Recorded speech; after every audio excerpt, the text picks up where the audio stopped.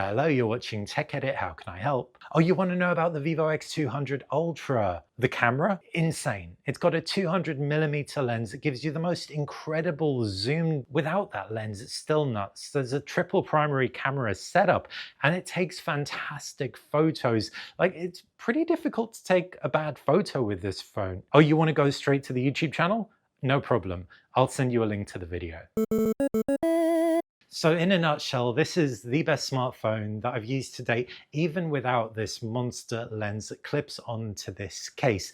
In this video, after a week with it, I'm going to try answering some of the questions that aren't answered by other reviewers. Specifically, is it worth importing? But then does the camera bump fit gaming controllers? And where would I suggest importing one from?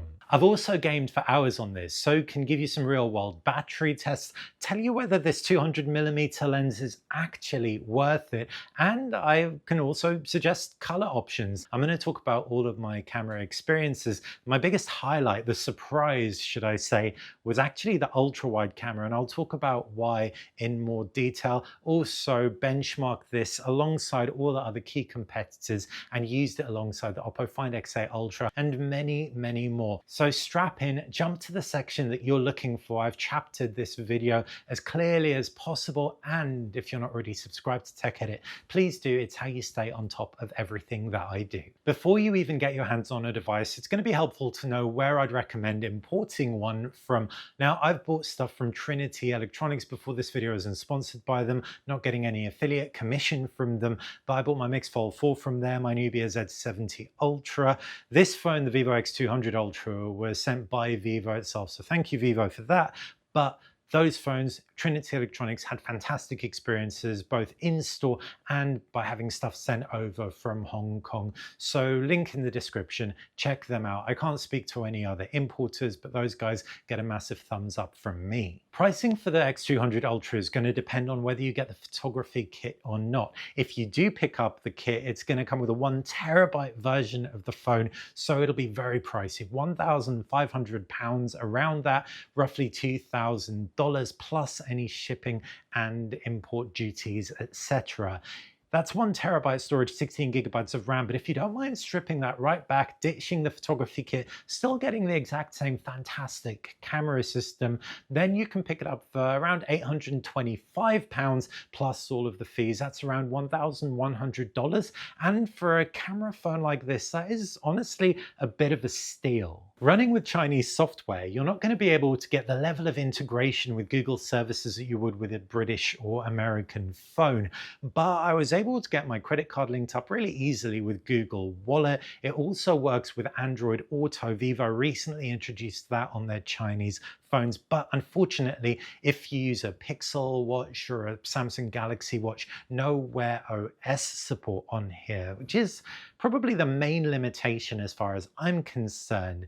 You also have got some Chinese elements within the user interface, but you can change pretty much everything to English, and it's very easy to navigate through this. I'm going to talk a little bit more about Chinifying your Vivo X200 Ultra shortly, but the long and short is it does run Chinese software. There is no global ROM for it, but it's very easy if you kind of know what you're doing and don't mind tinkering a bit to make it work for you. Now let's talk about the setup process, and it's actually really easy. Just select English, follow the on-screen instructions after that.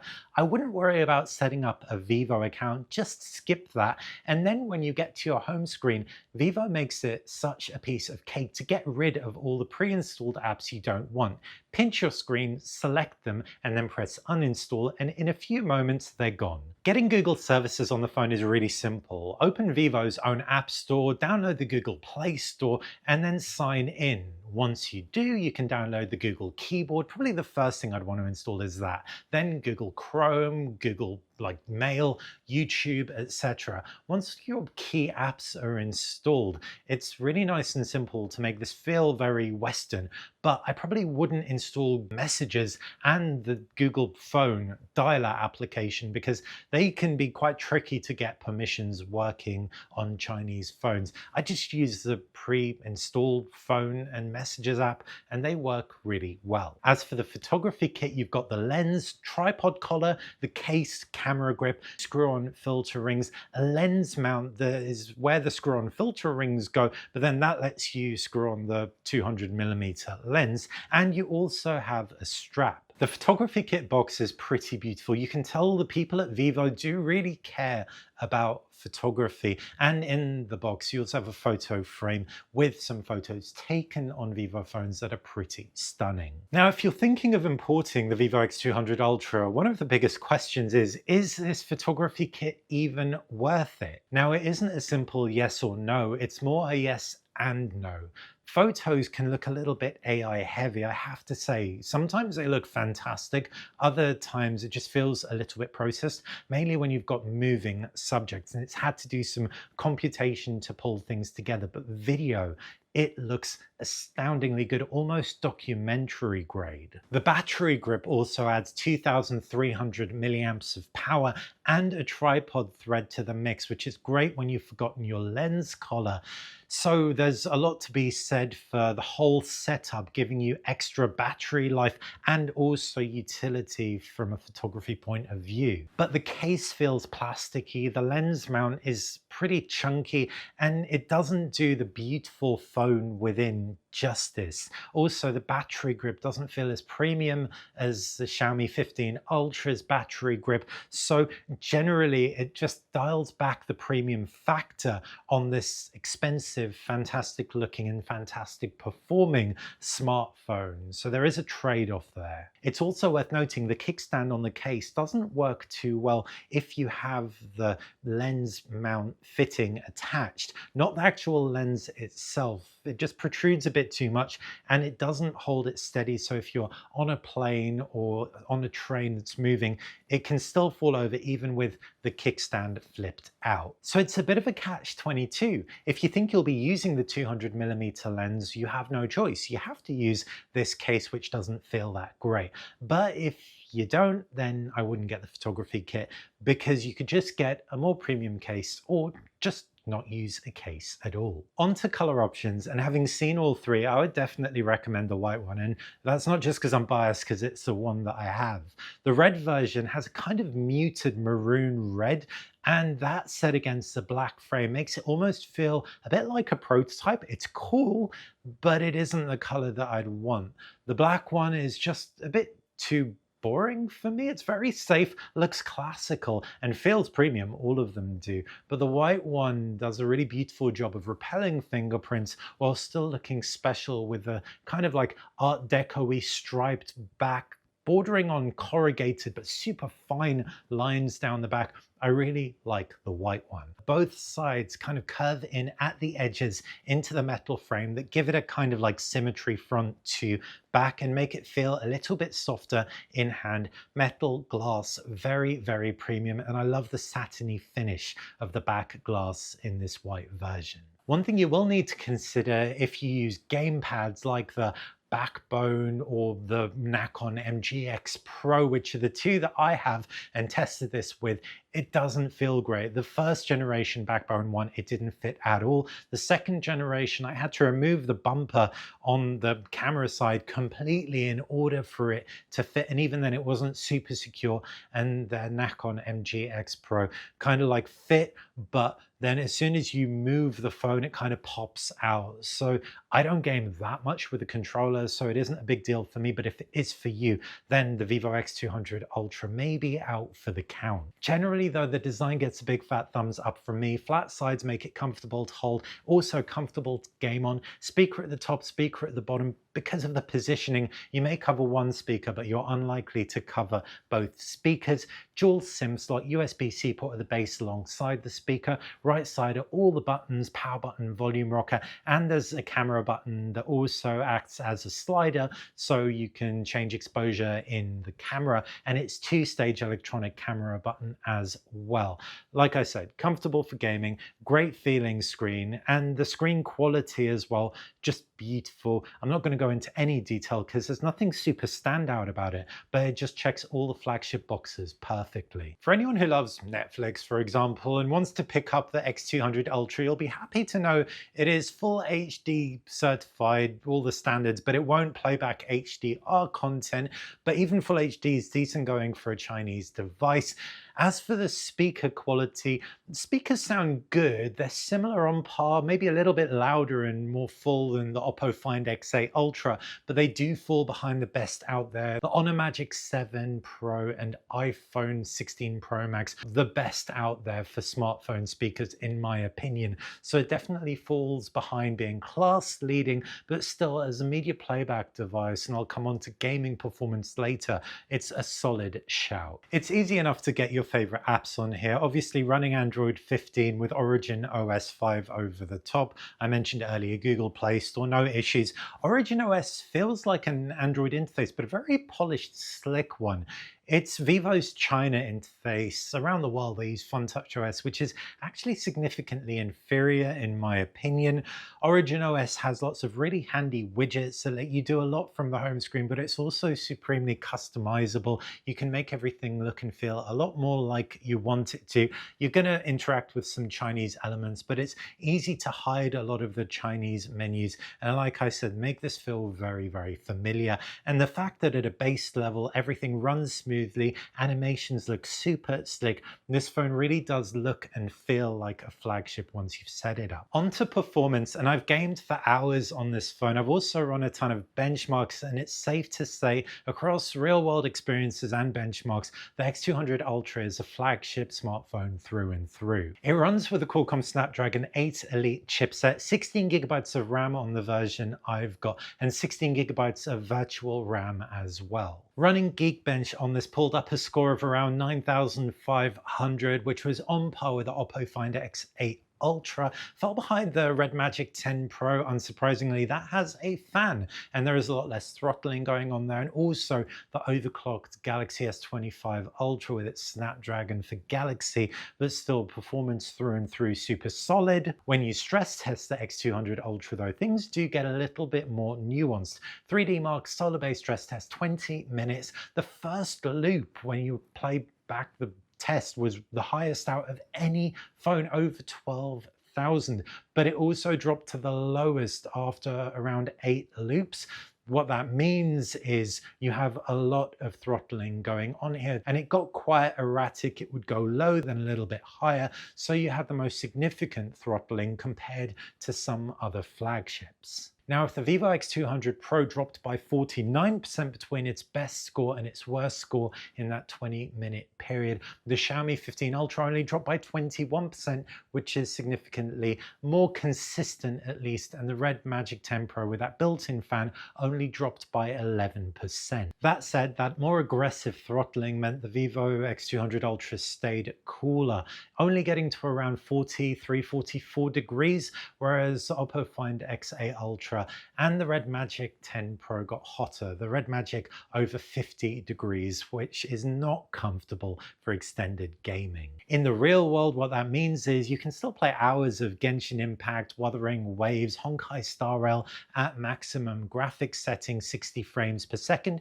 You just might have a few frame drops and it may get a little bit warmer. If you want to keep things very, very cool, just drop the resolution or the graphics settings slightly, or switch in the phone to a more balanced gaming mode versus performance mode, for example. No issues with current top-tier flagship games. As for the battery, specs are impressive. There's a huge 6,000 milliamp cell, that's a silicon carbon battery, which is why they're able to make it so thin yet so high capacity, 90 watt fast wired charging and 40 watt wireless charging. There is a charger in the box, it's a Chinese plug obviously, but you'll need to use that charger to hit the max 90 watt speeds. The X200 Ultra's battery life is amongst the best out there. PC Mark battery drain test, this thing stayed alive for 17 hours and 52 minutes screen on time with that benchmark running, which is so good, about on par with a OnePlus 13, around an hour or so more than the OPPO Find X8 Ultra, about 2 hours more than the Galaxy S25 Ultra. So it really is a battery champion. I gamed for an hour on the X200 Ultra, 20 minutes of Wuthering Waves, 20 minutes of Genshin Impact, 20 minutes of Honkai Star Rail, and it drained by 24%. So gaming will deplete the battery quite quickly. However, watching does it very slowly. This was all at around 50% brightness. I watched an hour of Crunchyroll and it only drained by 1%, which is really, really awesome for anyone thinking about taking this phone on a long haul flight and watching hours of video. Using Vivo's fast charger, in 20 minutes I was able to get around 48%, and if you want a full charge it's 46 minutes, which for a 6000 milliamp battery phone is pretty great. While I don't have a fast Vivo wireless charger to test out the 40-watt charging, you can use any Qi charger, but it will just charge much slower. As for the camera, I'm probably going to make an ongoing camera video. Like I said at the beginning of the video, I'll probably be posting my regular kind of like day-to-day snaps to Instagram, because I just plan on using this camera a lot more. That is so good that it really does warrant its own video down the line with long-term use. But here are some hot takes that go beyond me just saying this has an excellent camera system. Starting with the camera hardware, and there's a triple primary camera around the back of this thing. The first camera is ultra-wide 14mm with an f2.3 aperture.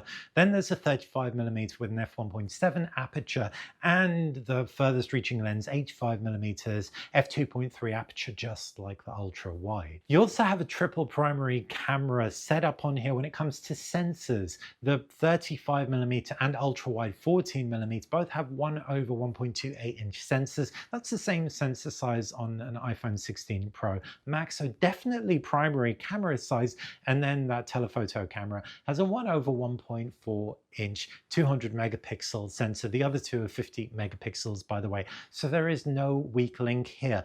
Maybe because of that, but irrespective of that, this thing kind of transcends specs when you come to use it, because across all three of those cameras, it really feels like a beautiful system. Now, for me personally, 4 things make this the most near perfect camera experience I have ever used on a smartphone. The first is near focus across all cameras. What do I mean by that? If you are holding the phone close up to a subject, you can focus around 15 centimeters and beyond with the 35mm and the 85mm camera, and the ultra wide focuses as close as around 4-5 centimeters. So you've got a huge amount of range across perspectives, adding real flexibility to your photography. I also briefly want to talk about this guy, the 200mm lens that you can kind of attach to the back of this phone.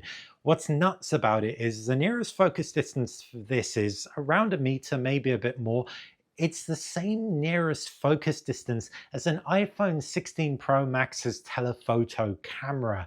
And suffice it to say, you can get some insanely high impact shots on this, and it just highlights how bad the iPhone 16 Pro Max's tele camera really is, with its low resolution, its weak ass focusing, and it's just a real disappointment. I know this is huge and it's an extra bulky add-on, but the sheer capabilities of this camera system, even without this, blow my mind compared to what Apple is doing now, and this just takes it over the edge. The second thing that makes this phone so special and so perfect for me is that it's just a reliable point and shoot camera, the most reliable point and shoot. It's that simple. Pets, people, things, you just point, take the picture, and you can kind of trust that it's going to do a really great job of making it look as good as possible while still striking a balance, not too much HDR effect, kind of like you expect from Honor.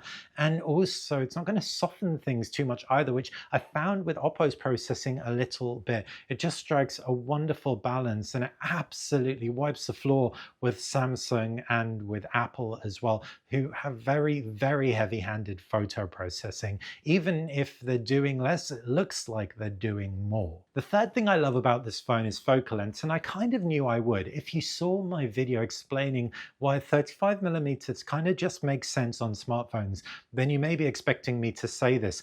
I'm really glad the reality has lived up to what I thought would happen though. I found myself framing shots more dynamically with that 35mm primary camera.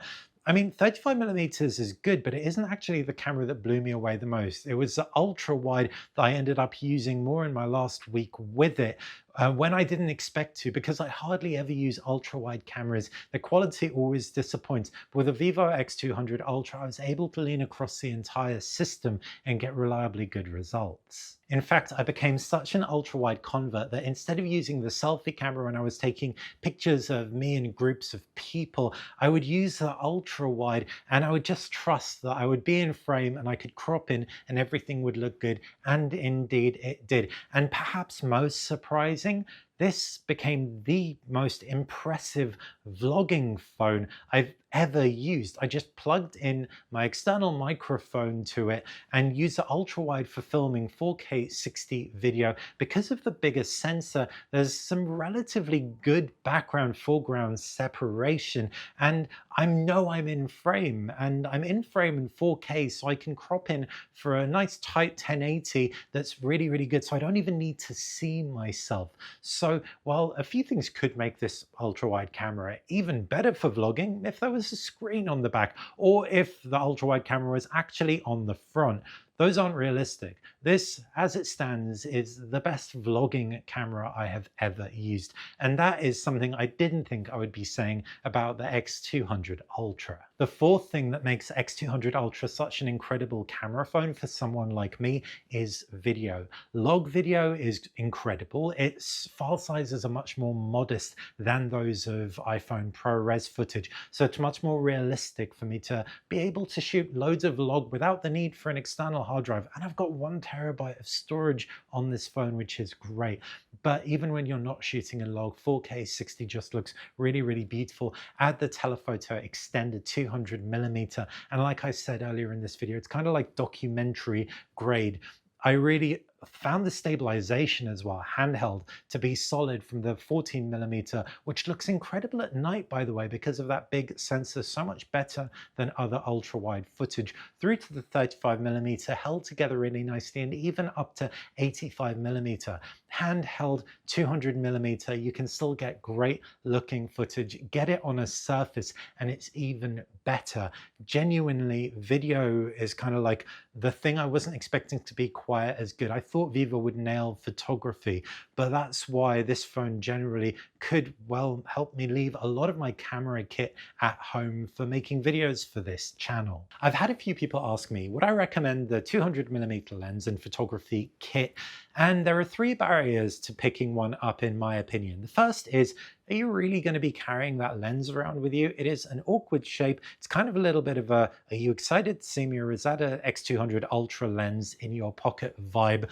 Second barrier to entry is the case just doesn't feel great. I've already said this. And do you really want to be covering up this gorgeous looking phone with a case that doesn't look or feel as gorgeous? And the third is the battery grip. It's super bulky. It's bulkier than the Xiaomi 15 Ultra battery grip. So if any of those barriers make you realistically think, yeah, I probably won't be using this, and don't pick one up. The camera system on here is fantastic without it. But if you love the look of the video and photos at that extra zoom range, it really does unlock a new level of photography from smartphones in general, not just the X200 Ultra. Onto competing devices. And if you're thinking about picking this phone up, there's a very good chance the options are all of the camera flagships currently on the market, from the Galaxy S25 Ultra, Xiaomi 15 Ultra, through to the OPPO Find X8 Ultra if you really want to import one from China. Maybe if you want to spend a little bit less, the OnePlus 13, Nubia Z70 Ultra. So I'm going to briefly overview how the X200 Ultra compares, starting with the closest competition, in my opinion, the OPPO Find X8 Ultra, and they do similar things in different ways. OPPO has an even spread of 4 cameras around the back, all 50 megapixels, so there's no big resolution camera here, but that isn't even what hurts it by comparison. There's no log video, which I find a little bit frustrating and confusing. So videographers will definitely prefer the Vivo X200 Ultra.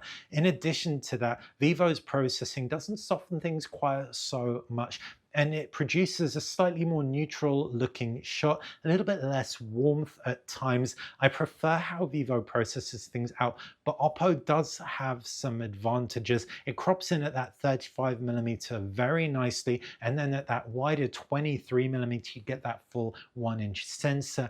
But generally, I would still pick the Vivo X200 Ultra because of that photography kit, and also I use log video all the time, and if you do too, it's a no-brainer. The Xiaomi 15 Ultra is another obvious alternative, and if you like that hyper contrasty Leica look, which feels very classic photographic, and I know Will, the excellent Giz China presenter, is definitely one of those people who prefers the 15 Ultra, you may want to pick one of those up instead of the Vivo X200 Ultra. In addition, that's widely available in the West, Europe specifically, so it's easier to get working with your services and buy one. However, personally, the video and photo quality from the Vivo X200 Ultra edges ahead of the 15 Ultra, even if the battery grip falls behind. If you want the best looking, best performing battery grip of any smartphone, Xiaomi is the one that makes it. And I do love Leica's photographic look, but what it also does is limit dynamic range. So if you want superior dynamic range, you're going to get that from Vivo's photo processing. As for the Samsung Galaxy S25 Ultra, it definitely has some advantages. Obviously, it's available in the West, so like with Xiaomi, it's going to be more compatible with Western services, but it's available in the US, unlike Xiaomi. So anyone in America will definitely, that'll be an obvious alternative, an obvious choice. Also, it has that S Pen, which many people may like, and the overclocked Galaxy Snapdragon 8 Elite is going to perform a little bit better in benchmarks. Real world though, I don't think you'll notice a huge amount of difference at all. Where it's going to fall down is photo processing. I really don't like how Samsung processes out photos. They are sharpened. Their hardware as well is weaker compared to the Vivo X200 Ultra. So it's a bit of a no-brainer for camera enthusiasts there. If you want to spend a little bit less money, the OnePlus 13 has incredible battery life. Yes, its camera falls behind, but it's still a very solid offering with great performance and bang for your buck. And the Magic 7 Pro, also cheaper than the OnePlus 13 in the UK at the moment, has such a versatile periscope camera that is better in my opinion than the OnePlus 13's camera, although photo processing is a little bit less reliable, has great battery life, has excellent performance, and has hands down the best speakers of any Android phone in my opinion. If you want to spend a little bit less still, the Nubia Z70 Ultra has that 35mm primary camera, inferior camera hardware across the board, but still excellent results for the price. And you have that beautiful all-screen display, even if that does mean a worse selfie camera, and fantastic gaming performance as well. Speaking of gaming, the Poco F7 Ultra is a fantastic gaming alternative with a good but not great camera system. And if you don't mind a weaker camera system still, obviously the RedMagic 10 Pro is a gaming champion, but this phone, the Vivo X200 Ultra, is a beautiful balance of gaming performance and my favorite camera on any smartphone around. And so after all that, I'm going to pose and answer the question, is the Vivo X200 Ultra worth importing for anyone who doesn't live in China? And if you're like me, yes it is. Now it isn't perfect. I've already said I don't love the photography kit case. That may put some people off importing the whole photography kit. Also, doesn't have the best loudspeaker of any Android smartphone. It falls behind the Honor Magic 7 Pro. It falls behind the S25 Ultra and the iPhone 16 Pro Max. It's still loud enough to hear clearly though. And if you have an Android Wear smartwatch, it won't work with the Vivo X200 Ultra. It won't work with any Chinese phones. But if none of that phases you, you're like me in that you're very comfortable navigating around Chinese phones, making them feel Western, or you don't mind tinkering and geeking out a little bit, then this phone can do what other phones simply can't, and that is be the most reliable camera system in the world on a smartphone. So what do you think? Are you going to pick up an X200 Ultra on import? Are you on the fence? Let me know what your current pros and cons are that are making you stay on that fence and not go one way or another, and I'll try and help answer. Or are you just like, no, I do not need extra complication in my life. Give me a phone you can buy in my local high street. Let me know in the comments, and if you like this video, please do click that thumbs up button, subscribe to the channel, check out Instagram and TikTok as well, tech_edit_, and stay tuned for more on the X200 Ultra. Thanks for watching.